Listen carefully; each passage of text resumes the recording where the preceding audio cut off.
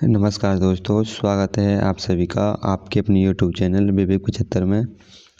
आज है 22 नवंबर और आज के जितने भी करंट अफेयर्स के इम्पोर्टेंट क्वेश्चन होने वाले हैं इस वीडियो में हम उनको कवर करेंगे और मैं उनके साथ उनके कुछ महत्वपूर्ण फैक्ट भी बताऊंगा। और अगर आज इसमें से किसी भी एग्ज़ाम की तैयारी कर रहे हैं तो ये वीडियो आपके लिए काफ़ी इम्पोर्टेंट होने वाला है, तो बने रहिए वीडियो के आखिरी तक। तो चलिए वीडियो को स्टार्ट करते हैं। अगर आपको इसकी पीडीएफ चाहिए तो हमारे टेलीग्राम चैनल को ज्वाइन कर लें, लिंक डिस्क्रिप्शन में दे रखा है।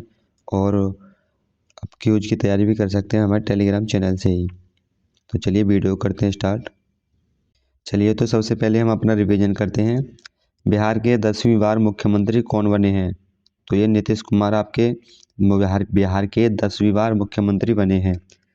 2024 का इंदिरा गांधी पुरस्कार सांची निरस्त्रीकरण और विकास के लिए किसे दिया गया है? तो ये दिया गया है आपके मिचेल बेचलेट को। CII क्वालिटी रत्न पुरस्कार 2025 किसे प्रदान किया गया है? तो आपके वेणु श्रीनिवासन को प्रदान किया गया है। फीफा विश्व कप के लिए क्वालिफाई करने वाला जनसंख्या के आधार पर सबसे छोटा देश कौन बना है? तो ये बना है आपका क्यूरासाओ। ठीक है। रोजर फेडरर को किस वर्ष international tennis of the game में शामिल किया गया है? तो यह 2026 में। तेंदुआ जन्म नियंत्रण कार्यक्रम किस राज्य में शुरू किया गया है? ये महाराष्ट्र में। अमेरिका ने किस देश को प्रमुख गैर नाटो सहयोगी घोषित किया है? तो ये सऊदी अरब को किया है। ठीक है।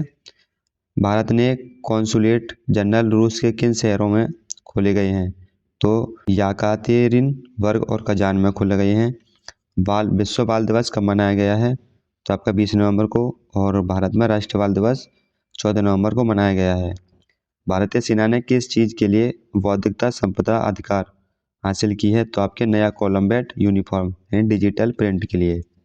आज का पहला क्वेश्चन, मिस यूनिवर्स 2025 का खिताब किसने जीता है? तो आपके फातिमा बॉस ने इसका खिताब जीता है। 2025 में प्रतियोगिता का 74वां संस्करण आयोजित किया गया है और इसका थीम था द पावर ऑफ लव।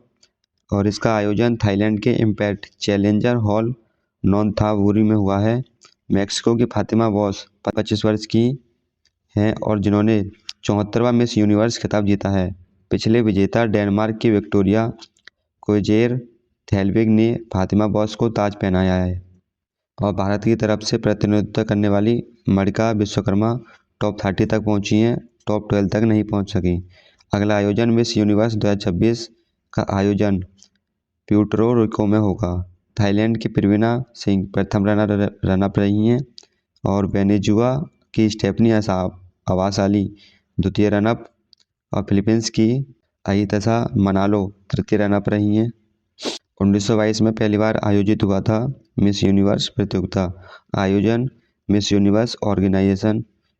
इसका उद्देश्य महिलाओं की आत्मविश्वास, संस्कृति और नेतृत्व, सामाजिक मुद्दों पर आवाज़ उठाने का मंच देना है। पहली विजेता आर्मी कोसेल फिनलैंड की थी। भारत ने अब तक 3 बार मिस यूनिवर्स का खिताब जीता है। सबसे पहले 1994 में सुषमा सेन ने, 2000 में लारा दत्ता ने और 2021 में हरजान संधू ने। नेक्स्ट क्वेश्चन, संयुक्त राष्ट्र जलवायु सम्मेलन COP13 की मेजबानी किस देश को मिली है? तो ये तुर्की को मिली है। Correct answer option number A हो जाएगा। 2026 में संयुक्त राष्ट्र जलवायु सम्मेलन COP13 की मेजबानी तुर्की करेगा।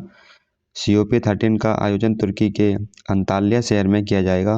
ऑस्ट्रेलिया को COP13 सम्मेलन की वार्ताओं का नेतृत्व सौंपा गया है। इस बैठक का उद्देश्य जलवायु फंड के लिए समर्थन जुटाना है। COP13 का आयोजन ब्राज़ील में किया गया था और संयुक्त राष्ट्र जलवायु सम्मेलन को COP कहा जाता है। यह हर साल आयोजित होने की वाली बैठक है जिसमें दुनिया के देश जलवायु पर्यटन से निपटने के लिए फैसले लेते हैं। पहली COP बैठक जर्मनी के बर्लिन शहर में 1955 में हुई थी। इसमें सरकार, वैज्ञानिक, NGOs और मीडिया भी हिस्सा लेती है। नेक्स्ट क्वेश्चन, सेशेल्स को किस संगठन का पूर्ण सदस्य बनाया गया है? तो आपको कोलंबो सुरक्षा सम्मेलन का पूर्ण सदस्य बनाया गया है। Correct answer option number B हो जाएगा। सेशेल्स को कोलंबो सुरक्षा सम्मेलन का पूर्ण सदस्य बनाया गया है। यह फैसला 7वीं NSS स्तर की बैठक में नई दिल्ली में हुआ है और कोलंबो सिक्योरिटी कॉनक्लेव इसका आयोजन 19-20 नवंबर 2025 को हुआ है। बैठक की अध्यक्षता भारत के राष्ट्रीय सुरक्षा सलाहकार अजीत डोभाल ने की है। कोलंबो सिक्योरिटी कॉनक्लेव CSC का एक क्षेत्रीय सुरक्षा समूह है। इसमें सदस्य भारत, श्रीलंका, मालदीव, मॉरिशस और बांग्लादेश इसके सदस्य हैं। CSC की शुरुआत 2011 में भारत, श्रीलंका और मालदीव के बीच त्रिपक्षीय समुद्री सुरक्षा सहयोग से हुई थी। CSC का उद्देश्य क्षेत्रीय सुरक्षा और सहयोग को बढ़ाना है। नेक्स्ट क्वेश्चन, भारत में पहला पूर्ण सेवा टेस्ला केंद्र कहाँ खोला जाएगा? तो आपके गुरुग्राम में। Correct answer option number C हो जाएगा। टेस्ला गुरुग्राम में भारत का पहला पूर्ण सेवा टेस्ला केंद्र खोलेगी। इस केंद्र में बिक्री, डिलीवरी, ग्राहक सेवा और तकनीकी सपोर्ट की सुविधा भी होंगी। इससे पहले टेस्ला ने मुंबई और दिल्ली में अनुभव केंद्र खोले थे। टेस्ला एक अमेरिकी इलेक्ट्रॉनिक वाहक और ऊर्जा कंपनी है। इसकी स्थापना 2003 में हुई थी। एलन मस्क इसके CEO ही हैं और टेस्ला का मुख्य काम इलेक्ट्रॉनिक कार बनाना है। कंपनी बैटरियां और सोलर एनर्जी उत्पादन भी बनाती हैं। नेक्स्ट क्वेश्चन, 56वां भारतीय अंतर्राष्ट्रीय फिल्म महोत्सव IFFI 2025 का कहाँ आयोजित हो रहा है? तो आपके गोवा में। Correct answer option number B हो जाएगा। 56वां अंतर्राष्ट्रीय फिल्म महोत्सव गोवा में शुरू हुआ है। यह महोत्सव 20 से 28 नवंबर तक आयोजित किया जा रहा है। इस महोत्सव में 240 से अधिक फिल्में 81 देशों में प्रदर्शित होंगी। 13 विश्व प्रीमियर और 4 अंतर्राष्ट्रीय प्रीमियर और 46 एशियाई प्रीमियर शामिल है। जापान को इस बार कंट्री ऑफ फोकस बनाया गया है। उद्देश्य भारतीय और अंतर्राष्ट्रीय सिनेमा को बढ़ावा देना है। भारतीय अंतर्राष्ट्रीय फिल्म महोत्सव भारत का सबसे प्रतिष्ठित फिल्म महोत्सव है, जिसकी शुरुआत 1952 में हुई थी। कुछ इंपॉर्टेंट पॉइंट्स, 70वें फिल्म फेयर अवार्ड 2025 की बेस्ट फिल्म लापता लेडीज है और 71वें राष्ट्रीय पुरुष फिल्म पुरस्कार में best feature film 12th fail है। 71वें राष्ट्रीय फिल्म पुरस्कार में बेस्ट एक्टर शाहरुख खान और विक्रांत मैसी को मिला है। ऑस्कर 2026 98वें अकादमी पुरस्कार में भारत की ओर से नीरज घेवन की हिंदी फिल्म होमबाउंड को ऑफिशियल एंट्री मिली है। भारतीय एनिमेटेड फिल्म देसी उन ने NAC 2025 में जूरी पुरस्कार जीता है। रॉटरडैम इंटरनेशनल फिल्म फेस्टिवल में बैड गर्ल ने नेटपैड अवार्ड जीता है। नेक्स्ट क्वेश्चन, भारत का पहला Gen Z थीम आधारित डाकघर कहाँ आयोजित किया जाएगा? तो इसका correct answer option number B हो जाएगा, दिल्ली IIT कैंपस में। ठीक है, भारत का पहला Gen Z थीम आधारित डाकघर दिल्ली के IIT कैंपस में शुरू हुआ है। भारत का पहला Gen Z थीम आधारित डाकघर दिल्ली के IIT कैंपस में शुरू हुआ है। यह पहल संचार मंत्री ज्योतिरादित्य सिंधिया के आधुनिक डाकघर बनाने की सृष्टि का हिस्सा है। इस डाकघर को छात्रों के सहयोग से डिजाइन किया गया है और इसे आधुनिक इंजीनियर बनाए गए हैं। यहाँ वाईफाई जोन, क्रिएटिविटी, ग्रेफिटी और IIT फाइन आर्ट्स सोसाइटी की कलाकृतियाँ लगाई गई हैं। माउंट एवरेस्ट पर चढ़ने वाली पहली दृष्टिबाधित महिला छोजिंग आंगमो। भारत का पहला पूर्ण साक्षर राज्य मिजोरम है। भारत का पहला क्वांटम कंप्यूटिंग गांव अमरावती है। भारत का पहला फ्लोटिंग घाट अयोध्या। समान नागरिक संहिता लागू करने वाला दूसरा राज्य गुजरात, यानी पहला उत्तराखंड और दूसरा है गुजरात। ट्रेन में भारत का पहला ATM लगाने वाले बैंक कौन सा है? बैंक ऑफ महाराष्ट्र है। गांव स्तर पर पुरातत्व सर्वेक्षण पूरा करने वाला राज्य कर्नाटक है। इंटरनेशनल अंतरिक्ष स्टेशन पर जाने वाला पहला भारतीय अंतरिक्ष यात्री कौन था? शुभांशु शुक्ला। समान नागरिकता संहिता लागू करने वाला भारत का पहला राज्य उत्तराखंड है। त्वरित डिजिटल इनिशिएटिव बनाने वाला पहला राज्य मध्य प्रदेश है। नेक्स्ट क्वेश्चन, भारतीय वायुसेना का तेजस फाइटर जेट किस एयर शो में क्रैश हुआ है? तो आपके दुबई एयर शो में क्रैश हुआ है। Correct answer option number B हो जाएगा।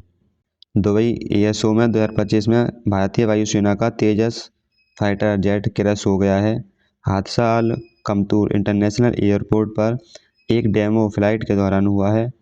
पायलट इस हादसे में शहीद हो गए।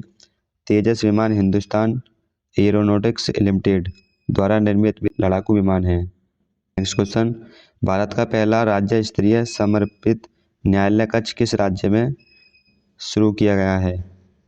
तो इसका correct answer option number C हो जाएगा, पंजाब में। पंजाब राज्य अनुसूचित जनजाति आयोग ने भारत का पहला समर्पित न्यायालय कक्ष शुरू किया है। न्यायालय कक्ष विशेष रूप से अनुसूचित जनजाति समुदाय से जुड़े मामलों की सुनवाई के लिए बनाया गया है। इस पहल का उद्देश्य तेज सुनवाई और समय पर न्याय सुनिश्चित करना है। यह देश में किसी भी राज्य स्तर पर अनुसूचित जनजाति आयोग के तहत पहला न्यायालय कक्ष है। पंजाब की राजधानी है चंडीगढ़। राज्यपाल हैं गुलाब चंद कटारिया। मुख्यमंत्री हैं भगवंत मान। और विधानसभा सीट हैं 117, लोकसभा सीट 13 और राज्यसभा सीट 7 हैं। नेक्स्ट क्वेश्चन, नीरज मित्तल को किस मंत्रालय का नया सचिव नियुक्त किया गया है? तो ये आपका पेट्रोलियम प्राकृतिक मंत्रालय का नया सचिव नियुक्त किया गया है। नीरज मित्तल को पेट्रोलियम और प्राकृतिक गैस मंत्रालय का नया सचिव नियुक्त किया गया है। उन्होंने पंकज जैन की जगह ली है, जिन्हें 8वें केंद्रीय वेतन आयोग का सदस्य सचिव बनाया गया है। को सचिव एवं सलाहकार कैबिनेट सचिव टीवी सोमनाथन, प्रधान सचिव प्रधानमंत्री प्रमोद कुमार मिश्रा, प्रधान सचिव सेकंड प्रधानमंत्री शक्तिकांत दास, निजी सचिव प्रधानमंत्री निधि तिवारी और विदेश सचिव विक्रम मिश्रा 35वें हैं। गृह सचिव गोविंद मोहन, वित्त सचिव अजय सेठ, रक्षा सचिव राजेश कुमार सेन और राजस्व सचिव अरविंद श्रीवास्तव, राष्ट्रीय सुरक्षा सलाहकार अजीत डोभाल, ठीक है। उपराष्ट्रीय सुरक्षा सलाहकार अनीश दयाल सिंह, मुख्य आर्थिक सलाहकार वी अनंत नागेश्वरम। तो ये थे कुछ सचिव और सलाहकार जो इम्पोर्टेंट हैं। नेक्स्ट क्वेश्चन, गूगल ने अमेरिका के बाहर अपना सबसे बड़ा एआई हार्डवेयर केंद्र कहाँ खोला है? तो ये आपके खुला है ताइवान में। Correct answer option number A हो जाएगा। गूगल ने ताइवान में अपना सबसे बड़ा एआई हार्डवेयर इंजीनियरिंग केंद्र खोला है। यह केंद्र अमेरिका के बाहर गूगल का सबसे बड़ा एआई इंफ्रास्ट्रक्चर हब है। अब एआई से कुछ संबंधित करंट अफेयर्स। गूगल ने एआई इमेज एडिटिंग टूल्स नानो बनाना लॉन्च किया है। ओपन एआई ने राघव गुप्ता को भारत और एशिया प्रशांत के लिए शिक्षा प्रमुख नियुक्त किया है। ओपन एआई ने भारत में पहला कार्यक्रम नई दिल्ली में खोलने की घोषणा की है। 16 जुलाई को एआई प्रशंसा दिवस मनाया गया था। आंध्र प्रदेश में देश का पहला एआई पल्स कैंपस खोला है। अल्बानिया ने दुनिया का पहले एआई कैबिनेट मंत्री की नियुक्ति की है। असम ने क्षेत्रीय भाषा में भारत की पहली AI news anchor Ankita launch की है। गूगल ने Gemma third AI model launch किया है। एलन मस्क ने ग्रोक थर्ड एआई का अनावरण किया है। तो आपका वीडियो होता है यहीं समाप्त। और आज के लिए एक प्रश्न है जिसका आंसर आप कमेंट बॉक्स में देना है। पहला प्रश्न, अंतर्राष्ट्रीय ओलंपिक समिति का मुख्यालय यानी किस देश में है? तो आपको इसका आंसर आप कमेंट बॉक्स में देना है। उम्मीद करता हूँ वीडियो पसंद आई होगी। अगर वीडियो पसंद आई हो तो वीडियो को लाइक कर दें, चैनल को कर लें सब्सक्राइब और इसकी पीडीएफ पाने के लिए हमारे टेलीग्राम चैनल को ज्वाइन कर लें, लिंक डिस्क्रिप्शन में दे रखा है। तो मिलते हैं अगली वीडियो में, जब तक के लिए धन्यवाद। जय हिंद, वंदे मातरम। और इस वीडियो में हम क्या सुधार कर सकते हैं, अपनी राय कमेंट बॉक्स में दें।